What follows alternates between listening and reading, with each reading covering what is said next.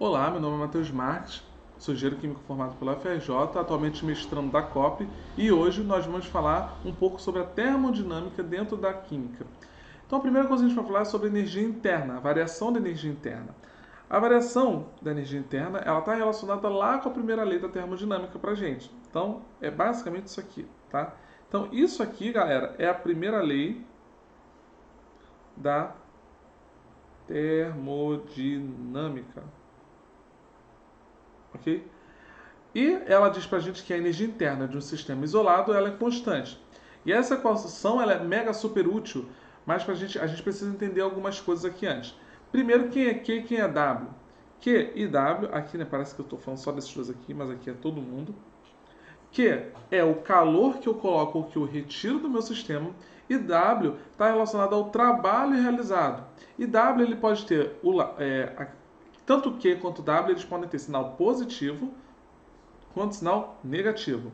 Então vamos botar aqui. Q vai ser maior que zero quando calor cedido ao sistema. Ok? W maior que zero vai ser trabalho realizado sobre o sistema. Ok? E o inverso também é verdadeiro. Então, quando Q for menor do que zero, isso quer dizer que eu estou retirando calor do meu sistema. Quando W for menor do que zero, o meu sistema está trabalhando e fornecendo trabalho à minha vizinhança, ok? Tá, e o que isso tem a ver com a primeira lei da termodinâmica, né? Então, basicamente tudo. A primeira lei simplesmente nos diz que a energia de um sistema fechado, isolado, ela é conservada. Cuidado que isso não quer dizer para você que ΔU é igual a zero, ou seja, porque a gente sabe que delta é um valor final menos o valor inicial, tá? Então ele não quer dizer para você que ΔU é igual a zero em um sistema fechado, e sim que toda a energia que for transformada no meu sistema deve ser aproveitada pela vizinhança. Ou seja, em um sistema isolado, a energia interna ela é constante. Então, por exemplo, o motor de um carro que ele vai realizar lá 520 kJ de trabalho e ele perde 220 kJ de energia na forma de calor. Qual a variação de energia interna dele? Então, eu disse que o carro né, ele realiza um trabalho, ele está realizando, então o trabalho dele é negativo. Um trabalho de menos 520 kJ e que desse cara aí né, perde 220 kJ na forma de calor. Então o calor também está sendo perdido, então vai ser menos 220 kJ. Então, para calcular U, era só eu colocar aqui, né, Q mais W, ou simplesmente DU é igual a menos 220, né, menos 520, ok? E eu iria encontrar o valor da variação da energia interna. Isso significa que, segundo a primeira lei da termodinâmica, a vizinhança desse motor teve uma variação de energia interna de mais 740, porque isso aqui, né, gente, vai dar menos 740 kJ, ok? Então, o meu sistema perdeu no total 740 kJ. E a minha vizinhança absorveu essa energia, porque a energia ela não pode ser criada do nada. Ela tem que ter vindo de algum lugar. Beleza? E a energia interna ela é uma função de estado. E agora, o que é uma função de estado? Uma função de estado é uma variável que ela depende somente do estado atual do sistema e não do caminho que ela percorreu para chegar lá. Então, por exemplo, uma analogia bem bobinha. Eu estou aqui no ponto A e quero chegar no ponto B. Uma variável, uma função de estado, diz para mim o seguinte: não importa se eu fiz esse caminho 1, se eu fiz o caminho 2 ou se eu fiz o caminho 3. Não importa. O que importa para mim é como eu estou no estado B e como eu estou no estado A. E que a minha variação de propriedade que eu vou estar observando aqui, ela vai ser como eu estou no estado B, que é o estado final, menos como eu estava no estado inicial A. Então, se eu quiser, por exemplo, saber qual é a variação de, não sei, energia interna, né? eu vou precisar saber como que é a minha energia interna em B, menos como eu estava em A. Tá? Não importa o caminho, não importa se eu precisei para fazer essa transformação ser um processo adiabático, depois isotérmico, depois eu fiz um adiabático, ou se eu fiz isotérmico, isotérmico, adiabático, não importa. O que importa é como você fez, como é o estado que você está no início do problema e como é o estado que você está no final. Uma analogia ótima é pensar na diferença de altitude de dois lugares. Se eu vou para o Rio, do Rio de Janeiro para Bogotá, por exemplo, eu saio do nível do mar para uma altura de mais de 2 quilômetros de altitude. Isso acontece se eu for de carro, de trem, de bicicleta, de cavalo, andando, não importa. Daqui para Bogotá existe uma diferença de altitude de quase 3 quilômetros de altura, beleza? Então, assim, não importa o caminho que você escolha, não importa como você vai chegar lá em Bogotá, não importa. O importante é que você sabe a diferença de onde você estava, que era o nível do mar, e a altura do Bogotá. Então, isso que é importante você sempre saber. Como você está no estado inicial e como você está no seu estado final, não importando o caminho. E a energia interna, ela é semelhante, ela é igualzinha a isso. Se eu saio do estado A do sistema, igual a gente viu, e vou para o estado B, pouco importa como eu vou variar essa minha energia interna. Se foi realizando um trabalho, perdendo calor, ou os dois ao mesmo tempo, se foi, sei lá, plantando cambalhota ou algo do tipo. O importante é que eu saí do meu estado A, fui para o estado B, e o meu ΔU vai ser exatamente como vai ser o meu estado, a diferença desses dois estados. Então, por exemplo, vamos supor que eu estou aqui no estado A, certo? Fui para o estado B, depois retornei para o estágio A, certo? Note que, como a gente falou, não importa qual for o caminho. Se eu estava no estado A, fui para o B, voltei para o A, quer dizer que eu voltei para a minha condição inicial. Isso quer dizer que eu vou ter um delta ali igual a zero, porque a minha condição final foi exatamente igual à minha condição inicial, ok? O calor e o trabalho agora, isso a gente está falando de energia interna, beleza? Mas o calor e o trabalho, por sua vez, eles não são função de estados. Então, o cálculo do trabalho e do calor depende de como essa troca vai ser feita.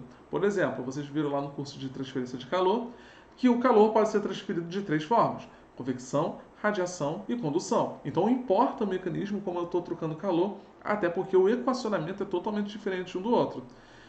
E a gente precisa sempre ter isso em mente, então. Tá? Então, por exemplo, vamos pensar no seguinte: vamos pensar na expansão de um gás, podendo pegar duas maneiras em que essa variação de energia interna vai ser igual a zero. Tá?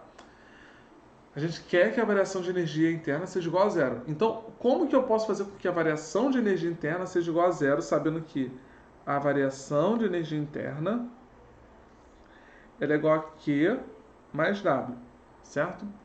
Uma das formas é os valores de calor e de trabalho, eles devem ser iguais em módulos, porém com sinais diferentes. Então pensa comigo. Vamos supor que eu estou cedendo energia para o meu sistema. Eu estou colocando energia para o meu sistema. Então você tem aqui o seu sistema, tá? Eu estou colocando calor nele, certo? E ele vai me cuspir um trabalho, W. Então, como a gente viu, né? Se eu estou cedendo calor para o meu sistema, quer dizer que o Q é positivo. E se eu estou realizando trabalho sobre a vizinhança, quer dizer que o W é negativo. Então, se eu digo para você que o módulo de Q é igual ao módulo de W, certo? E eu falo que um está sendo colocado no sistema e outro está sendo retirado, isso implica dizer para a gente que Q é igual a menos W. Então, ΔU vai ser igual a Q mais W. ΔU vai ser igual a menos W mais W, que é igual a zero, certo? Então, isso aqui é uma das formas de você pensar, tá? Uma das formas de você pensar é essa. Outra forma é realmente não ter calor nem trabalho sendo colocado ali no seu sistema ou retirado, beleza? Então, lembre-se disso. A energia interna, ela é necessariamente uma função de estado. Porém, calor e trabalho não são e depende da maneira como esses dois caras são contabilizados, ok? E lembrando, trabalho ele pode ser lembrado como um trabalho de expansão, porque trabalho ele é igual a menos P variação de volume, ok?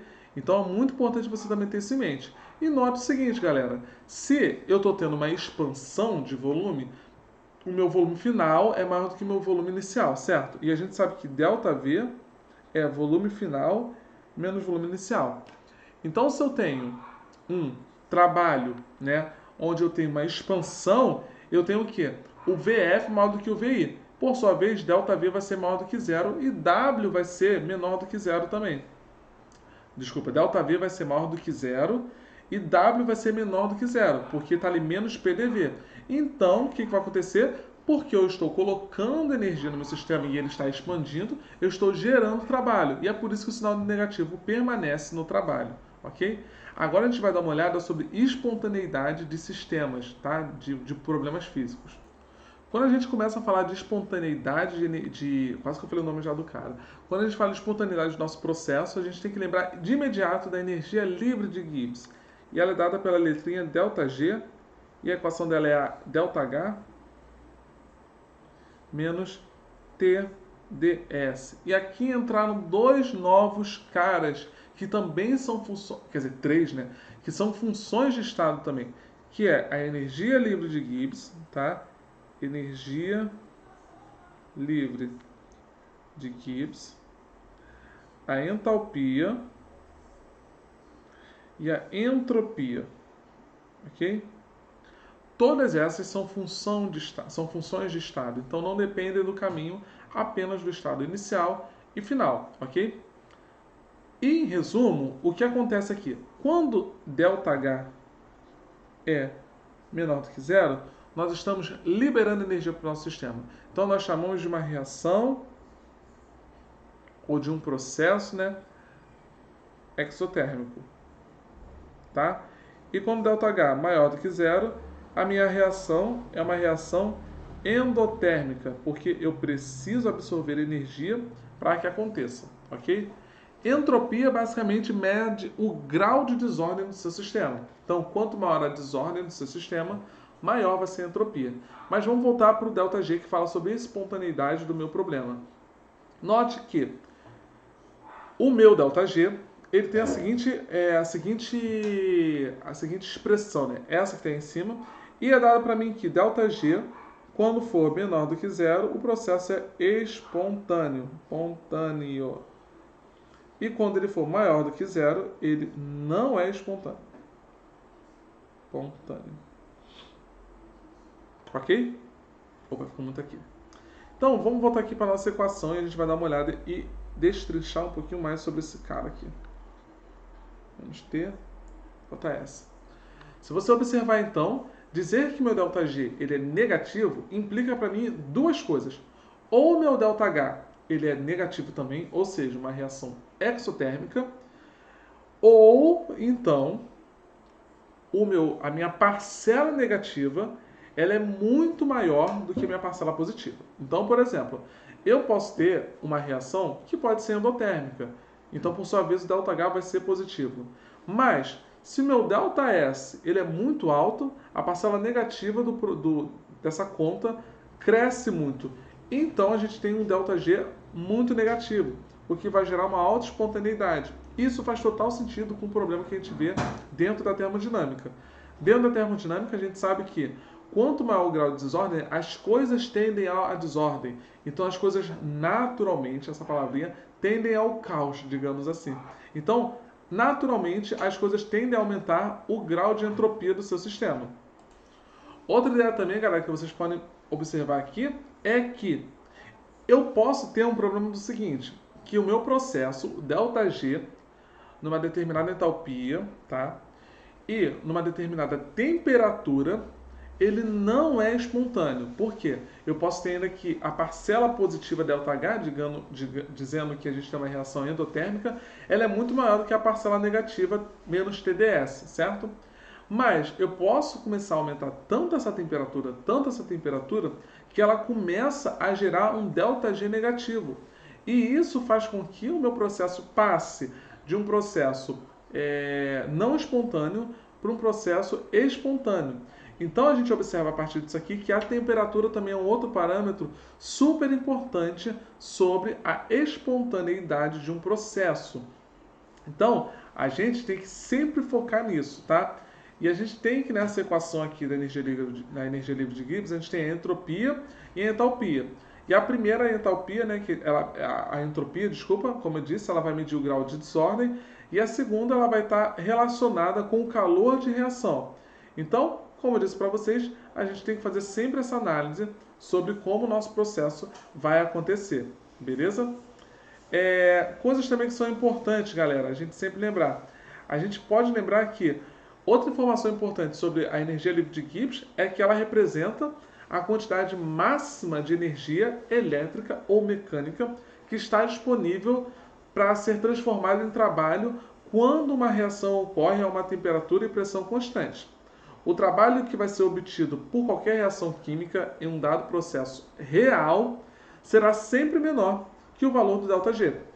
Isso se dá porque os processos reais são sempre irreversíveis e o trabalho máximo só pode ser extraído de um processo reversível. Beleza, então? E isso é muito importante, porque se a gente pensa na eficiência de um processo e como ela está relacionada com ΔG, porque pensa comigo, tipo assim, isso é muito importante porque mesmo os processos mais eficazes, que são os biológicos que acontecem dentro do nosso corpo, eles aproveitam, em média, apenas 40% de toda a energia que estaria disponível. Já nas máquinas, é comum aproveitarmos inferiores a 30%. E vale lembrar mais ainda que qualquer aumento nessa porcentagem aí já significa uma grande economia, né, dentro da parte industrial. Então, lembre-se sempre disso. Se eu quiser saber sobre espontaneidade, eu preciso saber e olhar diretamente para o ΔG, que é a energia livre de Gibbs. Caso eu queira olhar para um processo, saber se ele é endotérmico ou exotérmico, eu tenho que olhar para o cara que está relacionado com a energia, né, de reação, que é a entalpia. E se eu quiser saber sobre grau de desordem, entropia.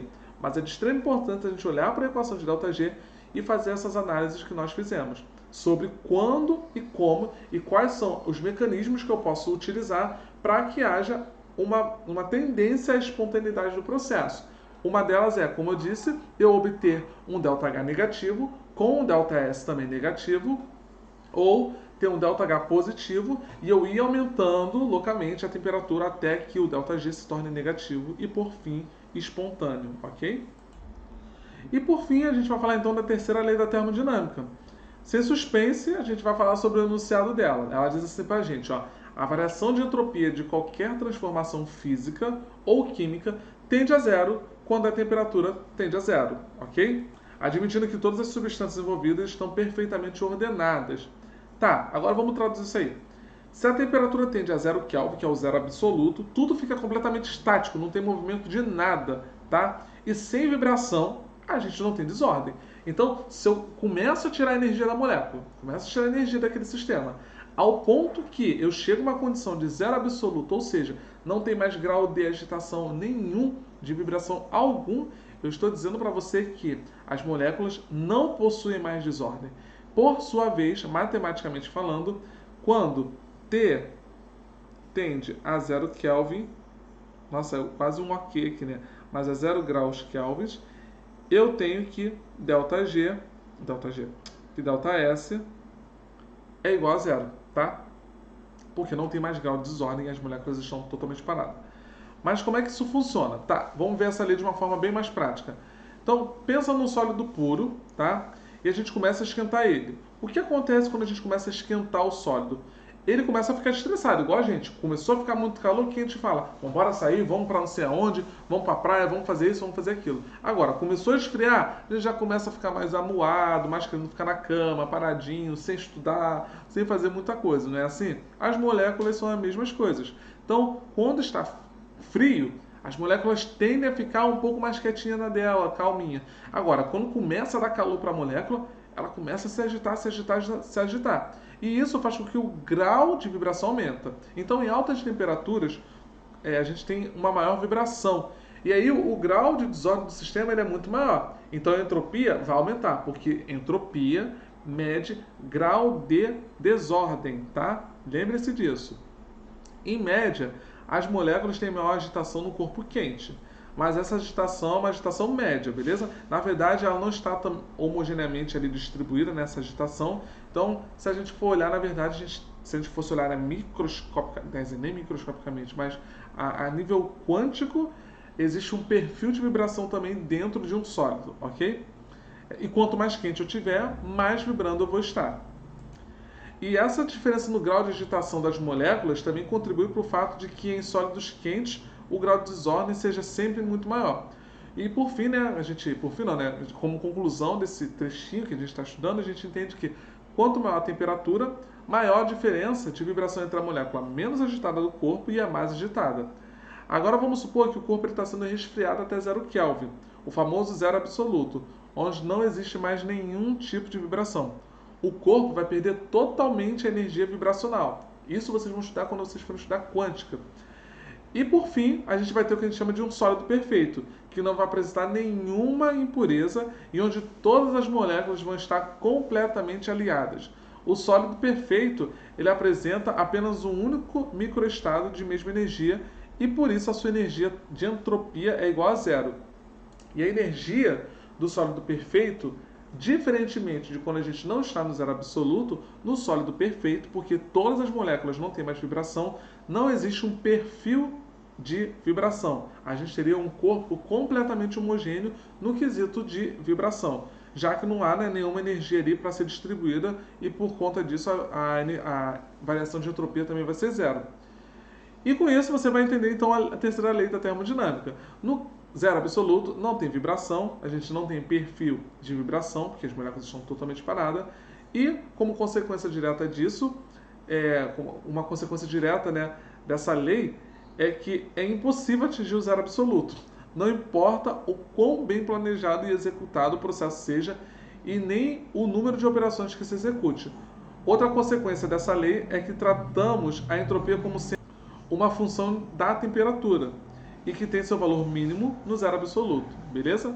Então, por aqui termina o nosso curso de Química. Espero que vocês tenham gostado. Apesar de ser um pouco corrido, a ideia aqui é que vocês tenham esse embasamento teórico para que vocês entendam e partam para os exercícios, ok?